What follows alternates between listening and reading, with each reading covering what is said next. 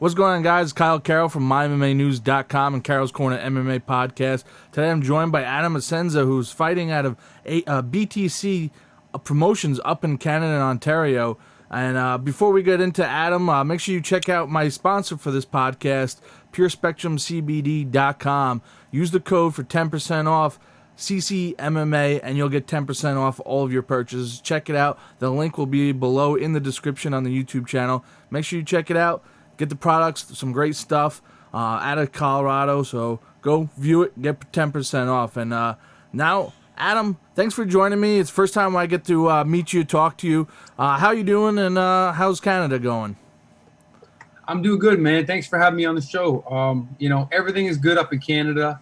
A bit of a COVID vibe still, and things are moving a little bit slow, but slowly getting back to regular things. So.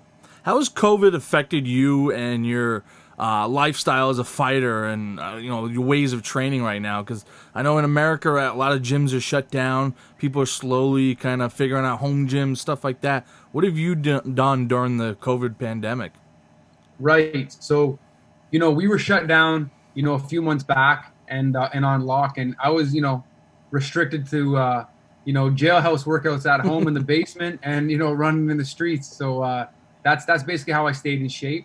And then now, we're kind of on the mend somewhat. And, we have we keep these social circles where we have 10 people. We kind of know where they go. We don't kind of interact with too many outside of those 10 people. And, we all been training together again, and we're kind of back to normal. Definitely better than what it was, but still a lot of ways to go. So. Absolutely. And I was speaking with the promoter of BTC. She said you're a marquee fighter for the promotion. Tell us a little bit, before we get into that, tell us how you got into MMA and why you started it. I believe your record is 12-6, correct? Correct. So you've been a pro for quite some time. You got 18 fights under your belt. How did you get into the sport? So I was actually a high-level gymnast for, 15 years. And, when I was a little kid, I played other sports too. I played soccer, football, you name it. But the one that I stuck with for sure was gymnastics. And, I was a national power tumbler. And, I was training 16 to 20 hours a week. And, besides that, I'd always get in a lot of street fights and get in trouble. And then I remember I quit being a gymnast. I had enough of it. But there was always this weird thing that I felt like there was a void that needed to be filled. And then, one of my buddies, he brought me to an MMA gym. I remember the first night there, I didn't know what I was doing, but I got kicked into sparring and I fell in love with it. And that's what I've been doing ever since. Oh, wow. That's awesome. So when you get in there, what was you like? Were you overwhelmed at first, or was this something you just instantly kind of were drawn to and just kind of took control of it? And, you got that gymnast background. So a lot of hips and everything kind of come into play. I know it's similar with wrestlers. Was it something you were just drawn to, or was it kind of a little overwhelming at first after say the first month or a couple weeks of training? Yeah, I was definitely drawn to it for sure. I always kind of got in a lot of street fights and wrestled my buddies, and I did a little bit of taekwondo when I was younger. So, getting into it, I was definitely a natural to a point, but with not actually knowing the martial arts or what to do in certain positions, you're going to get overwhelmed, right? So that's what made me fall in love with it and made me keep training. Now, I see you had one amateur fight before you turned professional. Was that something you wanted to do more fights in the amateur level, or was it something, one fight and, let's get right into the professional level? I actually had seven or eight amateur fights. Oh, okay. I only saw on Tapology the one. That's why I said that. Oh, okay.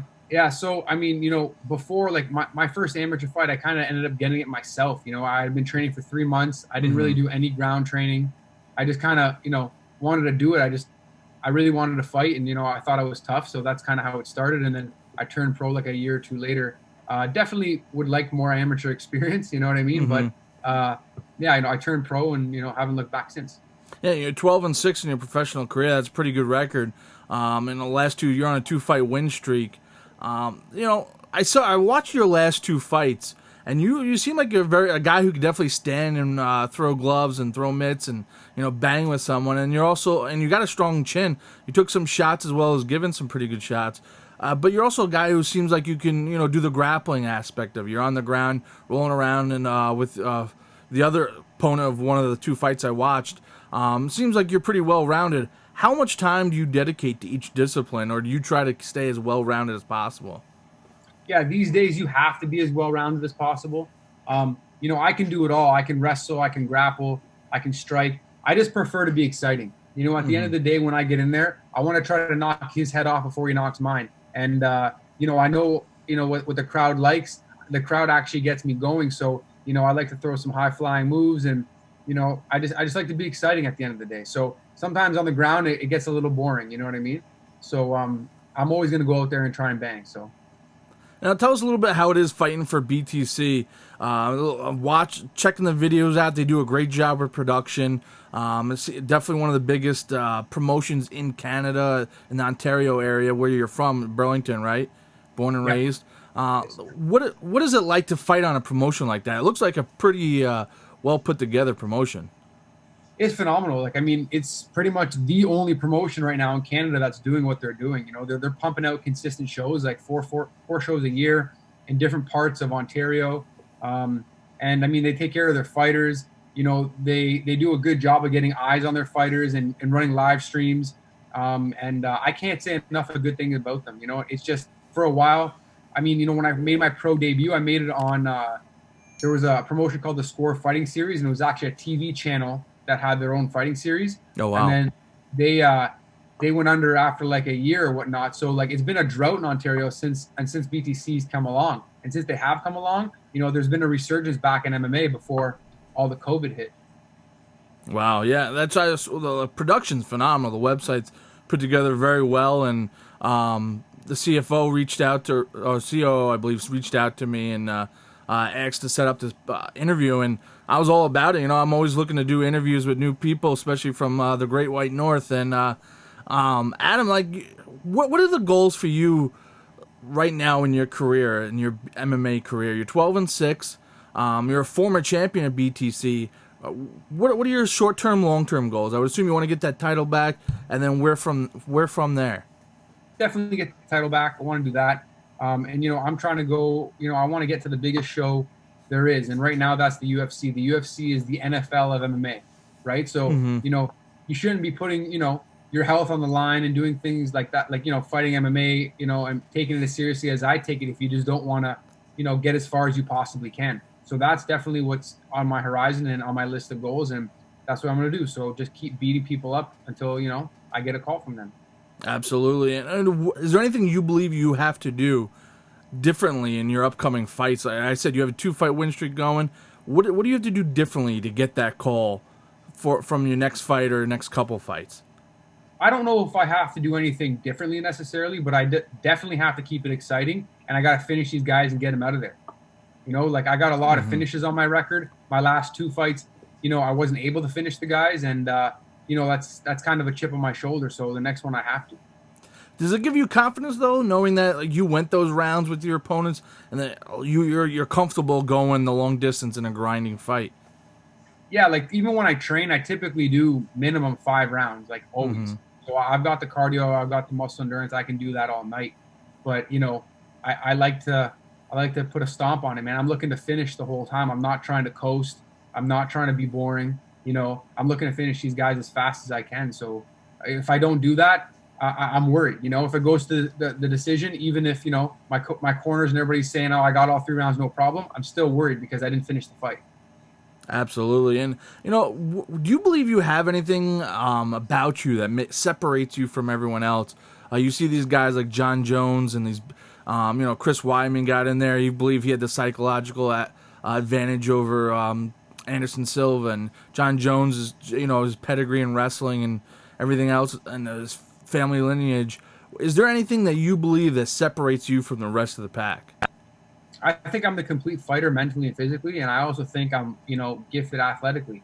So, doing the right things at the right times is what always gets you ahead of the pack.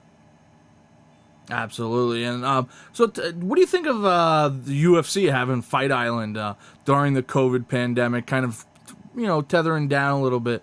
What do you think of this whole island thing aspect of it? I think it's phenomenal, man. I think the UFC, Dana White and all those guys need to get a medal. They need to, they're keeping live sports going. They're doing things that every other organization really doesn't even have the option to do. So I think it's amazing. I hope they keep it going. I hope, everything goes smooth for them. Mm-hmm. And, if they need another guy at 55, then give me a call. There you go.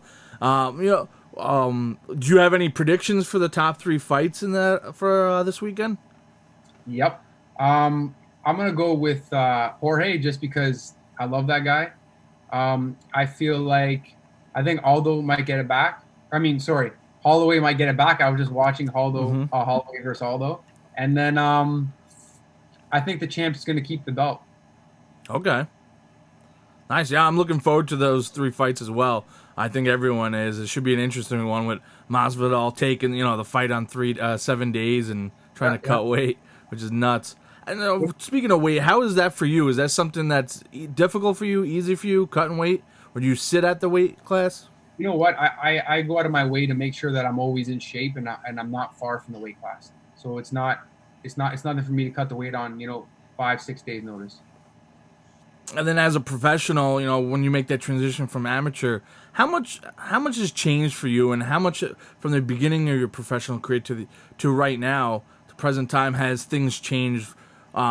Physically, mentally, nutrition wise, the way you work out, the way you diet. How has things adapted and changed? Yeah, everything's changed actually. Like literally everything. I could be here all night talking about that. The thing is my background, I'm also like a strength conditioning coach and an athletic therapist. So the thing is in MMA, it's super easy to overtrain. A lot of these guys, they're putting in hours every day, 2 or 3 a days. And then, they spend most of their career, with subpar performances. And I think every fighter's, had that. And that's just from overtraining. So the biggest thing for me is obviously doing things correctly, being able to adapt my body correctly, having the right people around me to help me do those things. And then, again, just taking advantage of that word you just said, adaptability, right? You only get bigger, stronger, faster when you can recover and adapt from the workout that you're doing. So if you're always burnt out, you don't make any gains. So the biggest thing is that I'm able to make sure that I'm getting the rest that I need and I'm getting the right work that I need. Awesome. And being from Burlington, you've trained at a Burlington Training Center. I'm based in Long Island, New York. That's where most of the people that watch the podcast are from. Tell us a little bit about who you train with, your coaches, and the gym that you train at. Yeah. So where we are in Ontario, everybody's kind of spread out. We have a few gyms that we go to in Toronto. We've got some next door in Oakville, which is like the town next to us. Mm-hmm. Some in Hamilton. We drive to London. We do a lot of driving. There's a smaller martial arts market in our area. And kind of all the local guys pretty much come together just to get the right partners out and the right training in. So I don't know where to start in that regard because I'm in a different spot every day getting training in with whoever I need to get my work in with. But it's definitely not like these gyms over in the States like you guys have. You'll have like an American Top Team where they'll have like a bunch of studs all in one area and, a huge coaching staff and so on and so forth. We don't really have that. We have like other teams that are all spread out and we kind of all train together. Oh, wow. Okay. Well, if you were going in the corner tomorrow or going into the cage tomorrow, who would be your 2 coaches that would follow you into the corner? For sure, my guy, Paulie Jalbert. And, it really just depends on who I'm fighting because I also have my head striking coach, Muzammil Nawaz, and it could be him or Ross Milet, or I might need a wrestler, and I'd probably have Urgis Segeta in there. So, it's hard to say, but those are the 4 top guys that would be in my corner. That's awesome, and very cool, because I would understand it would change depending on the style and everyone. Now, do you train mostly to your opponent's style, or do you train mostly your style and then tweak a few things what they do and kind of adapt to how they strike and wrestle and grapple? So I believe you can only build on strength. So I always train my strengths, but there always is, a rough game plan based off the opponent that I'm fighting. So I'll have some sort of game plan that I'll train consistently so I don't have to think about it. And then, when we go in the cage, whatever happens, happens. Now, is there anyone that inspires you, the way that you train, the way that you do everything? And is there like a fighter in the UFC or not even in the UFC that you like their style and you want to emulate what they do? I feel like that I try to pick up, the best techniques from the best guys, right? But one guy that I love to watch, I'm just a fan favorite, is Wonder Boy Thompson. You know, obviously Okay. I love his, I love that old school kickboxing, Benny the Jet Urquidez, Bill Superfoot Wallace style. There's not too many, guys doing that anymore. And I like to do that myself, depending on, how the fight's going. But, he's definitely one of the guys that I like to watch. That's awesome. And so is there anyone outside of MMA that inspires you, gets you up out of bed, gets you into the gym every day, gets you out running on the pavement every day? Is there anything in your life that motivates you to do what you do? Because this isn't a traditional job, like you're working, you're training hard every day, putting in probably more hours than most people who work a 9 to 5. And I'm sure it gets tiring at times, mentally and physically. So what motivates you every day to do what you do? In this sport, you have to consistently be hungry. And for me, that's very easy. I want to be the best, at what I do. And to do that, you have to be consistently striving to new goals. And when you reach those new goals, you got to start all over again and get to the next goal. So it never really ends. So for me, I like some of the greats, obviously like Mike Tyson, I'll read his biography and so on and so forth. And I try to learn from, people that have, maybe the same type of direction that I'm trying to go that I've already done it. But it's easy for me to stay motivated because it's something that's consistently on my mind 24/7. Awesome. And, what's one thing about you that nobody knows but you would like to share with everyone? I've never had anybody ask me that question before. It could be anything. I've had black belts tell me they can't ride a bike. People can't swim. They're afraid of sponges. All sorts of random things. I can't stop when I'm skating on ice. Okay. I don't know how to stop. That makes two of us. Like the Happy Gilmore style. You just skate and then crash into the boards. Yeah. That's awesome. Awesome. So, you said you want to get the title back for BTC. Who do you want to fight? What do you want to do? What do you have to do to get that belt back? It really depends, So I lost the belt to a guy, Josh Wick, and I'd have to get a rematch with him. But the thing is I don't know if they're opening the borders. I don't know. Oh, is he American? Yeah, he's an American guy. Okay. Yeah. So he'd have to come over the border. And then again, BTC would have to be allowed to do a show. So we're just kind of sitting in limbo right now, I'm just looking to get a fight anywhere that I can. And hopefully if we can have fights back here, then definitely. Awesome. So if we could have a fight next weekend for BTC, number one guy you want to fight is Josh Wick. And then if he can't come up because the COVID thing's still going on, is there anyone else you would want to face inside the cage? Not really. Like the only other dream would be like, the UFC calls and says that they have anybody for me to fight. That's who I would want to fight, So Absolutely. That's what the goal is at the end of the day. So if you're going to ask me to ask a question, I got to be honest with you. Sweet. Now, I see you want to get to the UFC, but then there's other leagues like Bellator and PFL. PFL's got that style, the tournament style, 2 fights, and then the regular season, and then you get the playoffs, and then you fight 2 fights one night if you keep winning, and then the winner gets $1 million. What do you think of the different style in the seasons that they're doing for PFL compared to like a UFC? I think that's phenomenal. I like the idea of PFL. One of my training partners just fought in there, and it's definitely a good tournament. It's just for me, like I have it in my head, I want to go to the UFC. They're the NFL of MMA. They're the biggest in sports right now. They're getting worldwide, exposure, and they're doing things that nobody else is doing. And I feel like that's where I belong, and that's where I want to go. Awesome. Well, Adam Assenza, I'm looking forward to seeing you fight again. People, if you want to check out Adam's fights, definitely go online, go to YouTube, go to BTC Fighting Promotions, and you'll be able to find him. I'll also put links in the description to his last 2 fights. Impressive victories. Adam, anything else you want to throw out there? Anyone you want to shout out to? Yeah, I just want to shout out, BTC Fight. And guys, if you want an at-home training plan or need a personal trainer at your fingertips, check out MPC Fitness app, and you can find that on Instagram. Awesome. Well, Adam, I appreciate you coming on and speaking with me. And best of luck in the future. Thank you so much for having me, man. Appreciate it. Thank you. This is Carol's Corner MMA Podcast, and we're signing off. Make sure you go to PureSpectrumCBD.com. Use the code CCMMMA for 10% off all your purchases. And I hope you guys have a great weekend and stay safe and healthy.